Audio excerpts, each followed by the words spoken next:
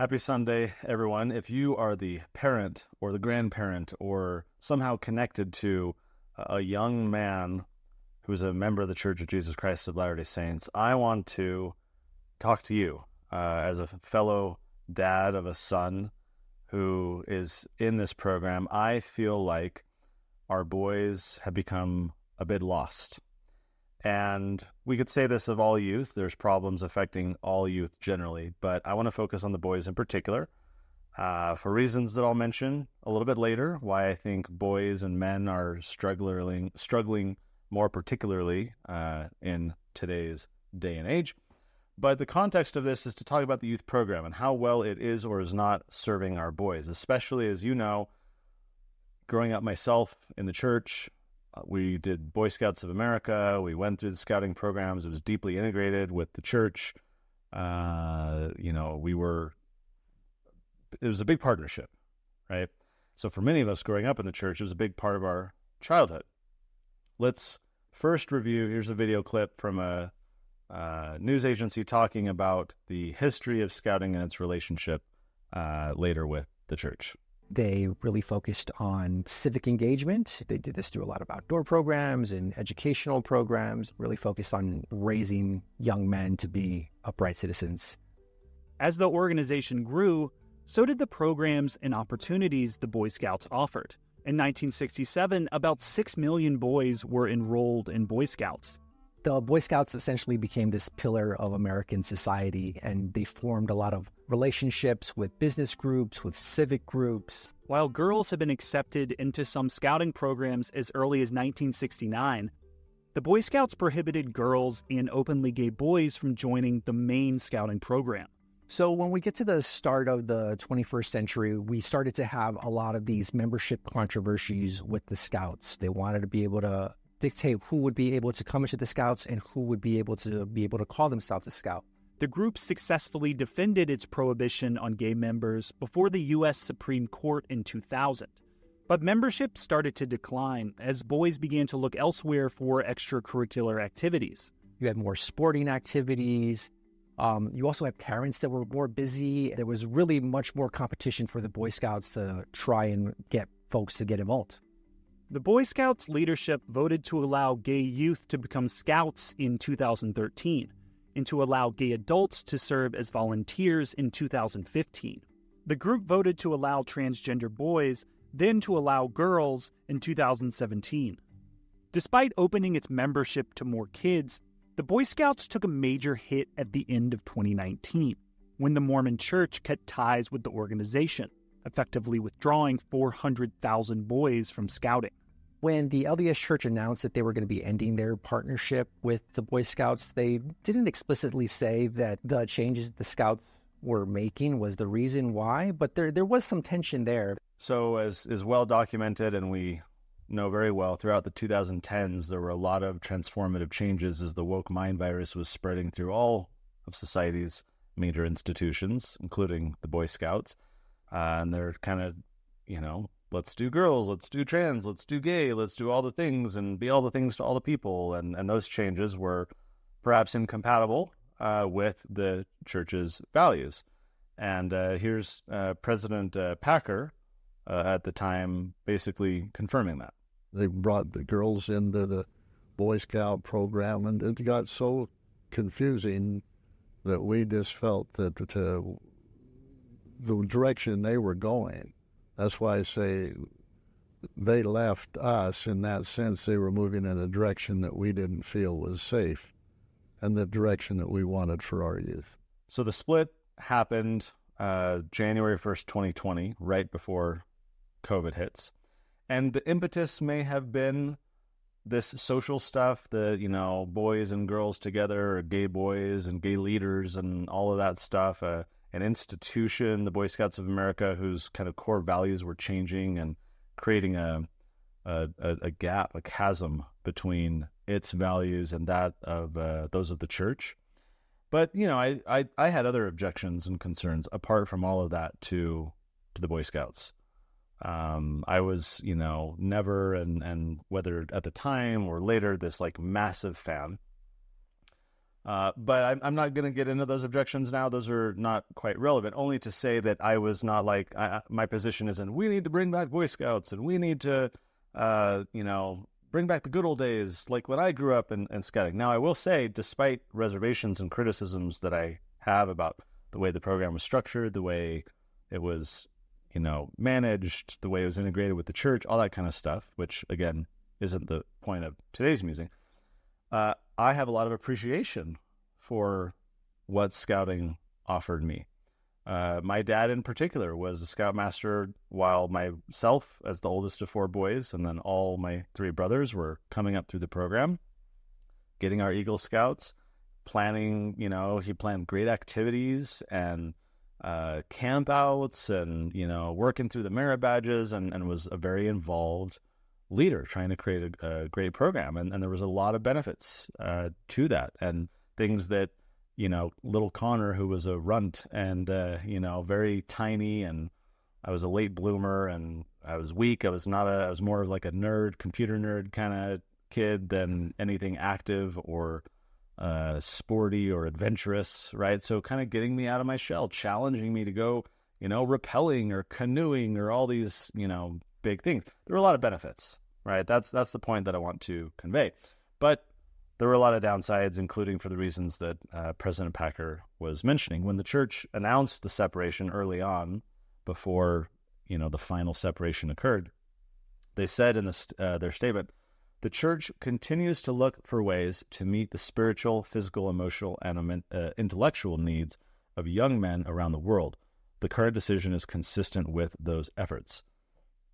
All right, so then later, when they start to roll out the program that we now have, here's the video clip from President Nelson kind of setting the foundation for that announcement. The time has come for a new approach designed to help today's children and youth throughout the world. Instead of giving you many specific assignments, we are inviting you to counsel with the Lord about how you can grow in a balanced way. It will be rewarding and fun. Okay, so in that statement lies, I think, the core problem why I think this program is struggling and it's not serving our boys, right? Instead of structure, counsel with the Lord about, your unique circumstances, the things that are unique to you. Let's focus on you as an individual. And that sounds great in practice. I myself being, very kind of libertarian, free-range parenting, all that kind of stuff, like, I get it, right? Let's focus on the individuality of the child. Let's eliminate all this kind of forced structure, and everyone has to go through the same merit badge and get your tenderfoot and get your second class and first class and all that, right? So like in spirit and in concept, I'm there. In practice, this has created a lot of problems. Because when you remove the structure, especially for the younger boys, they are not equipped on their own. And frankly, most parents are not equipped on their behalf or with their child to be fully involved and immersed. The structure that previously existed did benefit a lot of kids whose parents were not as engaged, right? Or who would not have had the autonomy and the initiative to do it on their own. We'll talk about that more in a minute. Here's a clip from the same video. This is when they're going through the announcement, talking about how what the program is going to focus on. As President Nelson explained, the heart of this program is growing like Christ. In Luke 2:52, he explained, Jesus increased in wisdom and stature and favor with God and man. In other words, Jesus grew spiritually, physically, socially, and intellectually. So for this new program, we're asking each of our children and youth to consider how they want to grow in these same four areas. All right, so this is consistent with what the church said before in its announcement, right? The four categories: spiritual, social, physical, and intellectual. How are we doing? How do you feel the church's programs for the youth, and particularly the boys, are doing today in those four categories? Now, before we unpack that, let's turn to an FAQ that the church put together at the time, because this is a big change, right? We've been doing this for decades and decades and decades. Like, this is a massive change. So they had an FAQ that they put together. Question number 1, was, why is the church changing its children and youth programs? Their response: over the past several years, the church has been conducting an extensive review of all existing children and youth activities and personal development programs. As a global church with millions of children and youth, we need to address diverse needs and fortify all children and youth with gospel-centered growth and learning experiences now more than ever. The focus of this new approach for children and youth is to help young people strengthen faith in Heavenly Father and His Son, Jesus Christ. This approach is intended to help children and youth discover their eternal identity, build character and resilience, develop life skills, participate in outdoor activities and service opportunities, and strengthen their ability to fulfill their divine roles as daughters and sons of God. In the new experience, they wrap up, children and youth will be encouraged to focus on setting and achieving goals to develop spiritually, socially, physically, and intellectually as they seek to follow Jesus Christ. This approach is intended to reduce burdens on families with greater flexibility to adapt to the needs of individuals and families around the world in many different circumstances. Again, in theory, sounds reasonable, sounds exciting. Let's have more individualized attention for kids. Let's have more flexibility for families. Let's set goals. Let's help children discover their eternal identity, build character and resilience, develop life skills, participate in outdoor activities and service opportunities, strengthen their ability to fulfill their role as children of God. In concept and theory, right, it all sounds fine. And also the first part, right, as a global church, they say, with millions of children and youth, like BSA, like they've changed their name now to Scouting America to drop the boy part because they let in, girls and non-binary, whatever, and, so now they just call themselves Scouting America. But whether it's that or the Boy Scouts of America, emphasis is on the America, right? And early on, the church was more America-focused, and now increasingly it's international, especially in Africa. How does that make sense to have the church integrate with a youth program that only pertains to one country? So, that's a fair point, right? Hey, we got to think about all the kids and not just the kids in America.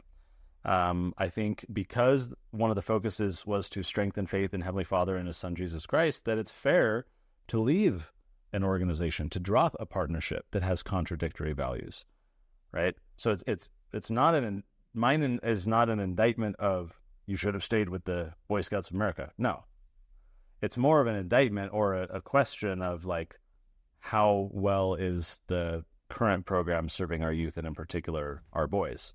So it's fine to leave the Boy Scouts. It's another thing to determine if what we've replaced it is better on the whole, right? When we balance everything together.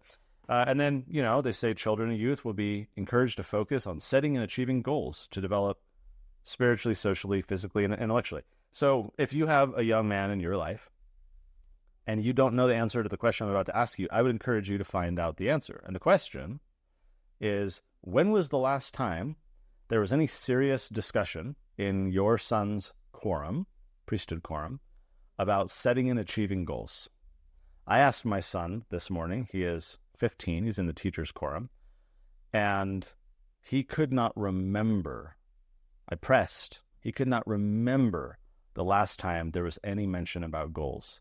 Not in Sunday classes, quorum meetings together, not, activity planning, he's in the presidency of the quorum, so not even the presidency.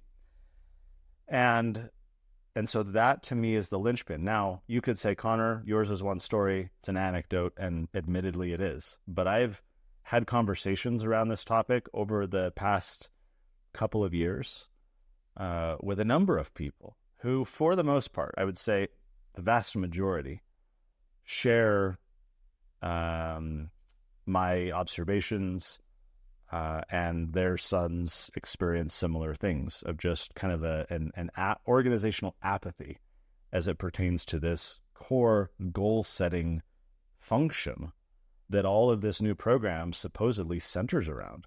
You may remember from the launch, they said, hey, here's the 4 quadrants, right? The spiritual, social, physical, intellectual, set goals, right? Your leaders can be aware of what you're working on. They can help you. You can help one another in the quorum. Plan activities around these things that could be helpful to the boys meeting their goals. Like this is the basis of the program.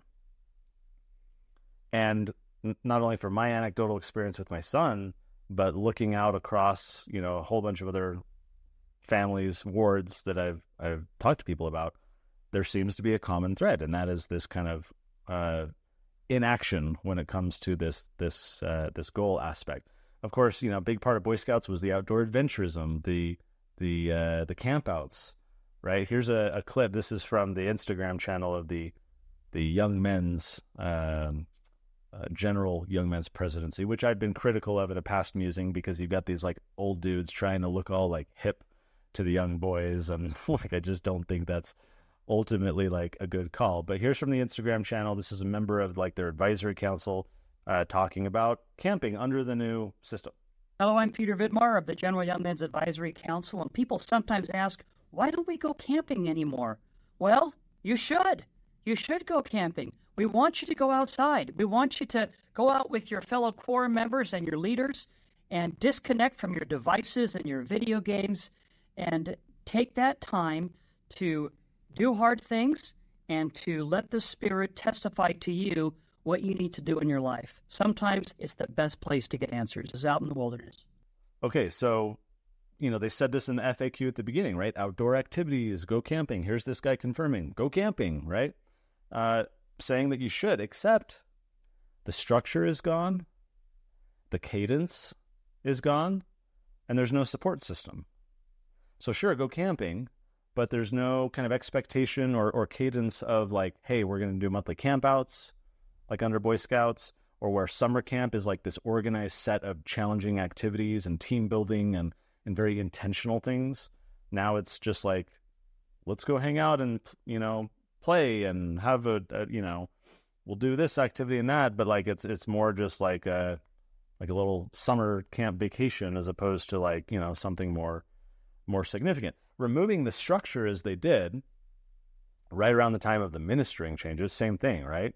The structure of home teaching, such as it was eliminated in favor of this more kind of flexible, adaptable, individual ministering program. From what I've gathered, I don't have any hard numbers here, but this is another kind of question that I ask and observe online chatter and so forth, is that fewer people are ministering than we're doing home teaching. Because at least under the structure, there was like this methodical system, there was an expectation, there was more follow through and so forth. And so again, I don't have hard data, but the theory based on some observations and anecdotes is that there's actually been a decline in participation when we removed the structure. Now, I might say that it's okay to remove the structure, the training wheels, if you will, for adults. Some will rise, some will fall. We have our own social networks, family. Like, I don't personally feel the need to be like ministered to by someone who's assigned to my family, as opposed to like genuine connections and building relationships organically. So I don't really feel that need. But the kids ain't all right, and they need help, and they're young, and they do need some structure. So I'm not here to say we should go back to home teaching because removing the structure is a problem, but I think removing the structure, as the New Churches program does, has created some complications. And the kids need more support than we adults do, especially in an age of social media and all of the kind of bombarding of ideas and things that you get on social media. I believe I've mentioned this before. I forget who I tell what to, but I'm working on a book right now for men, Mormon men in particular, called Rise Up. And it takes the hymn, Rise Up, O Men of God, and kind of breaks up its various stanzas and lines into a book format, kind of picking at each individual thread. So, for example, just this morning I was working on a chapter for what's called lesser things. So in the hymn, it says, rise up, O men of God, have done with lesser things. Give heart and mind and soul and strength to serve the King of Kings. So what are the lesser things that cause us to not rise up, that keep us down? So a whole chapter looking at all those lesser things. Later on, talking about what does it mean to give heart and mind and soul and strength to serve the King of Kings in a very practical, tangible way in our modern era. What does that look like? How do I encourage myself? How do I encourage my son? How do we encourage other men of God to kind of join this brotherhood, to rise up, to not fall into spiritual mediocrity and idolatry and Babylon and Mammon and all the things. So I'm working on that book. I don't know when it'll be done. I've just recently started. And in doing research for that book, it's been fascinating to learn about, from a more kind of data-driven research standpoint, the challenges that men face today. Here, for example, is a clip from Richard Reeves. He has a book called Of Boys and Men, where he dives into a lot of the research and the data around the disparity of how boys have and men have higher problems in many different categories and areas of life than do the girls and the women. Here is a clip from an interview that the Deseret News did with Richard Reeves, author of Boys and Men. We need to help boys and men rather than just seeing this as a problem with the boys and men, that there's something wrong with them, and to individualize it. I fear that honestly, this is across the political spectrum in different ways, that there's a lot of fingers being wagged at young boys and men, but not many helping hands being extended. And I really do feel we can be passionate about women's rights and opportunities, but deeply compassionate about the situation that many of our boys and men find themselves in. So in his book, he unpacks a lot of different things, and I've gone beyond his book in my own research, but his book has been very enlightening and useful. Certainly what you will recognize is all these claims of toxic masculinity, right? That boys and men are told that masculinity is a problem. They're never told what acceptable a masculinity is. It's just masculinity is inherently toxic, and those who act in that direction, are creators of these societal problems. So we have the rise of the beta male rather than the alpha male, and these weak men who create hard times, right? There's another writer, Peggy Orenstein. She was conducting research for her book about boys, and so she was interviewing a lot of young men, and she found that few of them were able to give her an answer when she asked them, "What do you like about being a boy?" So one college sophomore, when she was talking to him, he said, in response to that question, "That's interesting. I never really thought about that. You hear a lot more about what's wrong with guys." Right? That's the message. It's never this let's build up men, let's embrace healthy masculinity, let's talk about that, right? It's always the negative stuff. So is it any wonder that after years of this, toxic masculinity, and I go through in my book and identify all of these things for which toxic masculinity is being blamed. And there is a substantial and wide-ranging number of things. It's been blamed for rape, murder, mass shootings, gang violence, online trolling, climate change, the United Kingdom leaving the European Union, the election of Donald Trump. Here was this headline from the New York Times: "How an aversion to masks stems from toxic masculinity," right? This is during the height of the COVID era. So again and again and again, they're saying, here's all these problems, and it's all because of men. So is it any wonder that more and more men and the boys retreat into idleness, to, coping mechanisms, to pornography, video games, According to one survey, over half of the men in the United States now believe that society, quote, punishes men just for acting like men. So masculinity is under siege. We know that for a long time, the entertainment industry has been deriding fatherhood, right? Men are portrayed as lazy, incompetent, stupid, the bumbling father stereotype, right?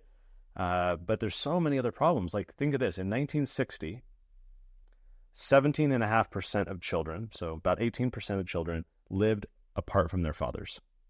18% rounded up. Today, that number has surged to over 1/3 of all children growing up without a father. There's 25 million kids. And then you couple that with the feminization of those boys, both because they're only being raised by their mom, but then also even they're put into, government-run babysitting that we call public schools, where more than 3/4 of teachers are women. And when children, especially boys, lack positive male role models in their life, you get this vicious cycle. We could talk about, and again, we're not going to like go into depth here. You can get to wait for the book. If you want to read more, you can find this research online on your own. Testosterone levels are plummeting in men. Sperm count is plummeting as well. Men have higher rates of substance abuse, of suicide. They're twice as likely to be diagnosed with ADHD and drug, like on and on and on and on, right? So if there's a problem with boys and men, and they're not doing well, especially compared to girls, like for decades, it's all been, oh, let's close the income gap. Let's support equality and women in the workplace and shattering glass ceilings and all the intention and the government programs and the scholarships and the subsidies and all the things are focused on women. But women across all hosts of metrics are doing better than the boys and the men who are neglected. No one, it's like just the other day, I'm recording this mid-October. You're seeing this mid-December because I've got a bit of a buffer. So you're watching this post-election. That'll be interesting to see what happens. Pre-election in mid-October, Obama came out and was castigating black men for not voting for Kamala, for not supporting Kamala, and shaming them for not doing so, and making it a point that they have that you have to do it, that boys have to do this, that it's like an obligation for you men. And the poster behind him when he was saying all this, it said like blacks for Democrats or blacks for Harris or something. It was an emphasis on blacks and men in particular. I'm thinking this is racist and it's sexist. Like imagine the hate that and the vitriol that would emerge if you had whites for Trump, like it's all like black power, black history month, like the disproportionality is insane. And so people justify it because, oh, this is the underprivileged, segment of our society. So we need to give them a leg up. Oh, women have been disenfranchised for so long and haven't had equality. So we need to, boost them up and have all these women's programs and, scholarships and all these things. And meanwhile, like men don't get any of the attention. They get the derision, they get the scorn, but they don't get the support. And so for all of its faults, one important positive about the Boy Scouts is that it was training boys to be men, right? What is replaced is just like a generic summer camp with some haphazardly planned weekly activities that devolve into just general games and simple stuff.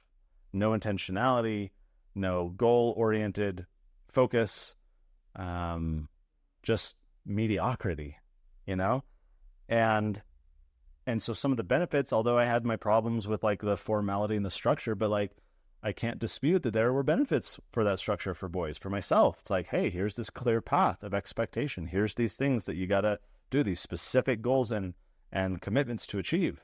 They're not your own.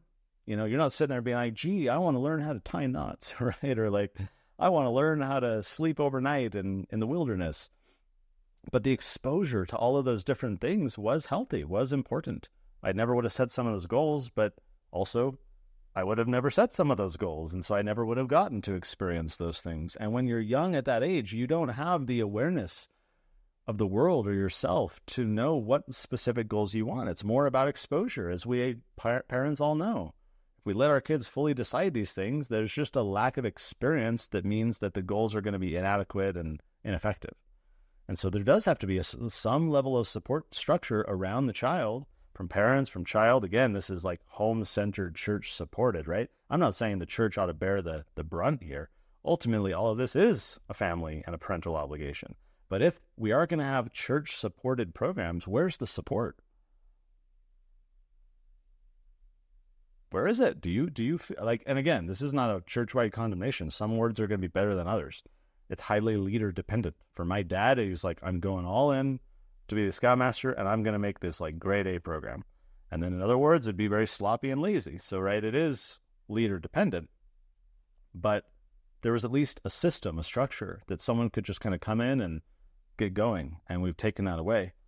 And I think also the church needs to drop this idea that the youth should be in charge, right? Like they should definitely be involved in the process. They should have some responsibility, but I think ultimately the leaders need to take charge. And you can slowly transition as the boys get older, but this expectation that, because my son's in the presidency, and I'll remind him before his meeting, hey, make sure you're talking about these things, or after the meeting, hey, did you talk? And these are young boys, and they're not talking about it. Their leaders often aren't kind of encouraging them to go in this direction. I was in the teachers' quorum at one point and was trying to, from my vantage point, push a boulder uphill because I didn't get a lot of support from the other advisors in the quorum, nor the boys who just wanted to fritter their time away and play games all day, right? And so it was tough because I felt like as a leader trying to hey, let's be more intentional. Let's not just do games. Let's do a intellectual activity. Let's try and do some of this stuff. But I didn't feel like there was a lot of eagerness and support. So now that I'm no longer in that calling, I'm just a sideline observer, but I've got my boy in there. And sure, I worry about him, but I'm also a good parent, and we're compensating in the home for, what was that David McKay quote? No success can compensate for failure in the home, right? So we're very intentional parents, my wife and I. So I'm less worried about my boy in particular. I'm more worried about boys in general throughout our church. And I feel like, especially with all the social media and the internet and the voices and all the, culture and all the things, if we're not very diligent and very intentional and very successful with our youth programs, we're going to lose more and more of them.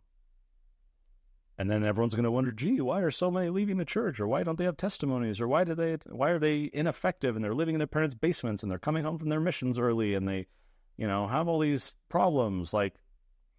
Where was the program to help boys rise up and become men, to challenge them, to give them a wide range of new experiences, to encourage their growth? I also think it was a problem to remove the young men's presidency. Right now, under the new changes, the bishopric is the young men's presidency. And these guys are busy with a bunch of other stuff. At the time we're recording this morning, I had tithing, what do they call it now? Tithing declaration instead of tithing settlement. And all three of them are there in suits all day long, meeting with all the people. These guys have a lot of stuff going on. And then now on top of that, they're expected to be in charge of all the boys as their kind of key focus. I think having a little more structure, having some young men's presidency to help with the intentionality, help with the goals, reinforce for the advisors in each of the quorums, hey, we need to have a functioning program. We need to have more intentionality. That doesn't exist anymore. So I think ultimately we are in a crisis for boys. I think we're in a crisis of masculinity. I think it's going to have massive negative downstream effects. I think it already is. These are the things I'm thinking about as I'm writing in this book. And my book is less about boys and it's more about men. But there's obviously commonality across these issues, regardless of the age of the boy/man. And I look around and I say, who's trying to solve this problem? So I get that from the church's perspective, hey, we're global. Hey, the Boy Scouts, our values are departing. Again, I don't disagree with that. I don't fault them for that. None of that. I just see that the new program, from my vantage point and that of many others I've talked to, not everybody, mind you. I mean, again, there are some leaders that are just running with it and building their own structure, right? They're just forces of nature that can get away with that. And they've got agreeable people around them to help do that and make it happen. But generally speaking, my theory and observation is that this ain't working too hot. So I would love to know in the comments, what's your experience been? If you have a boy or a grandson, in the youth program right now, in your ward, where do you live? What's it been like? I'd love to get a little bit more exposure and learn from other people how wide-ranging my concerns are. Maybe it's limited, could totally be. But I don't think it is. And I worry that if I'm right, if my observations can be more generalized and are accurate and relevant of the broader church community, I worry about what the future looks like for the boys in our church, for our church as a whole, for society. These are big issues, and boys are under siege and no one's really there to help them. quite the opposite. Again, the emphasis is on black voters and black history, not white people. Like you're white supremacists. You are reinforcing the power structures of white supremacy. You're part of the problem. You're part of the past. We're the future. We need reparations. You get that dynamic in race, but you get it in gender too. And we've had it for decades with women, but men have been neglected, cast aside.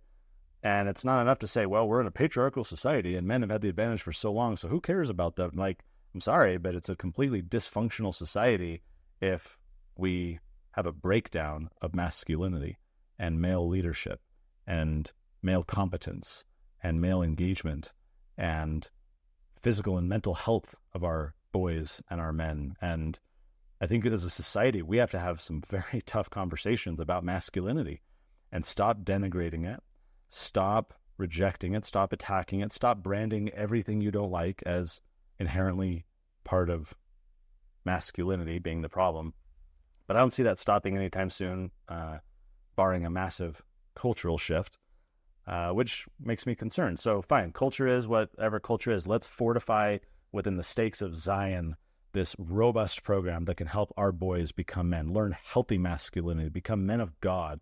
What does it mean to become a man of God? What does it mean to be this holder of the priesthood that's rising up to be an instrument in God's hands? What does it mean to be the leader in your home, to protect and preside and provide and fulfill the roles that are naturally appointed to men? What does that look like? And if we're trying to be nice to the girls all the time because girl power and we got to support the girls and be kind because they used to not have as much equality, if we're always walking on eggshells around that, and catering to the feminine side, we are at a minimum neglecting, but more likely denigrating and suppressing the masculine side. And I think that is a problem. But this is one guy's opinion. You're listening to my musing. I would love to know in the comments, what's your experience? What's your observation? How widespread perhaps are these concerns? If they're limited, great. I would love to see that in the vast majority of wards out there that I've just not had occasion to connect with anyone about, that the program is going swimmingly and boys are getting the help and the support they need to make goals, set goals, create activities and camping and everything centered around those goals to help them rise up and become amazing men. Please prove me wrong if you can. This is my invitation. So look forward to reading your comments, engaging with you guys to see what you're learning, observing. I hope for the best. I think there's always room for improvement. I am hopeful that, in fact, someone just got a survey a few weeks ago. They were telling me that they got one of these corporate church surveys that they'll send out because apparently we're led by, survey data as opposed to revelation and some of this stuff. And the survey was about the youth program, not about anything substantive. It was about what should we call it? We're thinking of changing the name. I'm like, this is just like deck chairs on the Titanic. Come on, people. Let's have a conversation about the meat and potatoes and not the window dressing, and how do we name it and brand it? Fine, talk about that, but also let's talk about, is this program working? What changes need to be made to offer a little bit more structure and expectation and framework around this so that our leaders can step up and, model good behavior for their kids and help support the boys and their parents and creating these goals and following through and executing. I just don't see that. Please prove me wrong in the comments. Look forward to reading them, and I'll see you next Sunday.